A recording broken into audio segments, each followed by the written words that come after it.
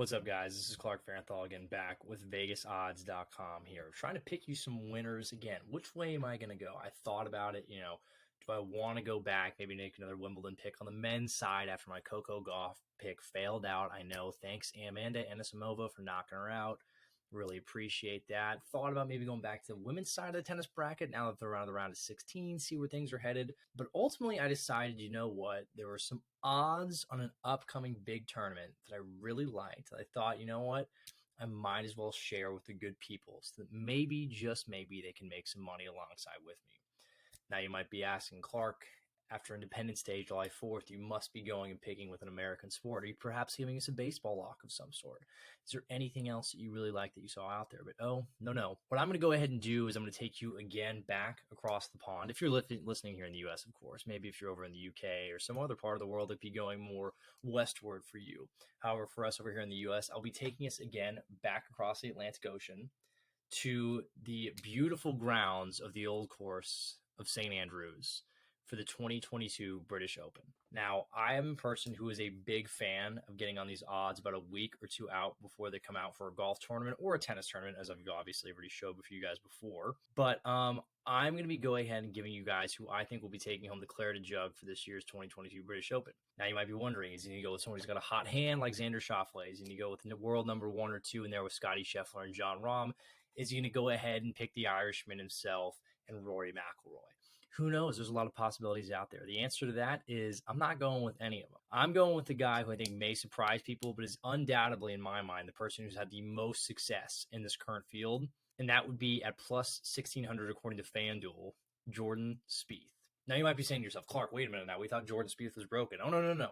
Jordan Spieth has slowly been crawling his way back. There's been glimpses here and there, winning at Hilton Head, starting to show signs of a little bit more life. But for me, there's 3 really big things that I feel like I want to key in on with Jordan when it comes to the British Open. The first thing is I just think, as I mentioned briefly, is a history that Jordan has at all of these British Open tournaments.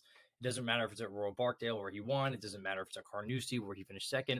And it doesn't matter if it's at St. Andrews where in 2015, almost now 10 years later, when he was a much younger buck back in the day, he finished 1 stroke outside of the playoffs and finished tied for 4th. I think when you look at Jordan, there's clearly something that goes with him when it goes to the British Open. He simply plays well there. Again, out of everyone in the field, he's someone who's had the most experience playing, not the most experience per se, but the most success probably of anyone in the field right now. A lot of top 10 finishes, a lot of very close finishes. A couple things go a different way. We're talking about Jordan Spieth as maybe a 3-time British Open champion. And the next thing I really wanted to talk about, too, with Jordan, why I like this pick so much at plus 1,600, is the course itself. And again, this kind of leans into the history of things. St. Andrews in a lot of ways, because when everyone talks about Jordan, a lot of people immediately go to talking about his success at the Masters, because that's where he made his original marks. But really, when you look at Augusta and then you look at the old course in St. Andrews, there truly are a lot of similarities between them. And I think that's such a big reason why Jordan looks so good at these odds. I think it's just kind of, again, it goes back to the history. It goes back to the course itself. It plays and fits in more to his game. When everyone recently has jumped off the train with Jordan, because he doesn't go long. He's not the biggest hitter. He's not going to go out there like Brooks. He's not going to be out there like Bryson.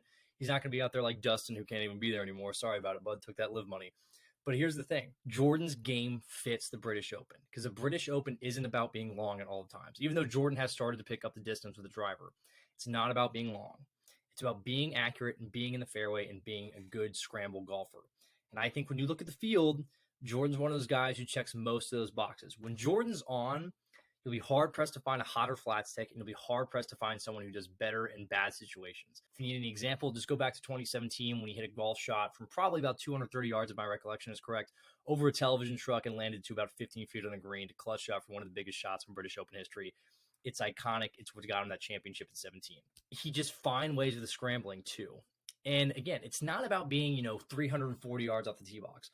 Jordan, if he can just stay in the fairway at 300, 290, 315, he's going to be fine. His wedge game when it's hot is insane. His wedge game has always been very good at the British Open, and his iron play has been the same way. One of the biggest things, too, going into this for Jordan is it's not only that the history is really kind of favoring him, but he's starting to play better as well, too.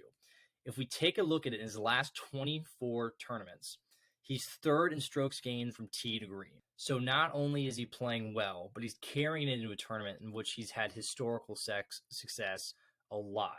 Another big thing with St. Andrews and a lot of the British Opens courses, but specifically to St. Andrews, is that these greens roll slower. And looking it up according to the stats, on Velcro or slower greens, Jordan is third on the PGA Tour in strokes gained on these Velcro or slower greens, which again, combine a guy who's deadly accurate when it comes to being in the distances that he needs to be at, which is all what St. Andrews asks for, and a guy who performs well on slow greens, it plays into a style of golf that he is. You don't have to be a guy like Brooks to go out there and win this. You don't have to go out there and be a guy like Cam Champ to go out there. You don't have to be a Bryson DeChambeau.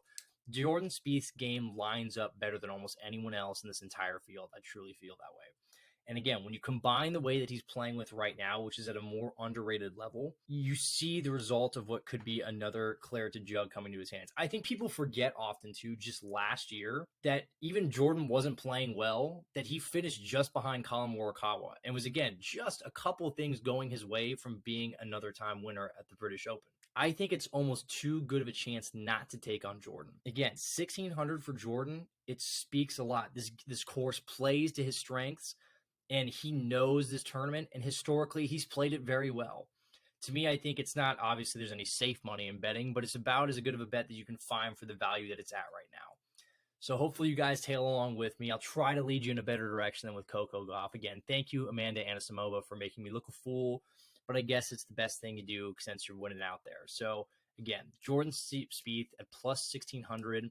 Slap that down, maybe just, a unit or two on there if you're being cautious, but if you're feeling a little more risky and you kind of like the pick two, go ahead and throw a little more on there. But yeah,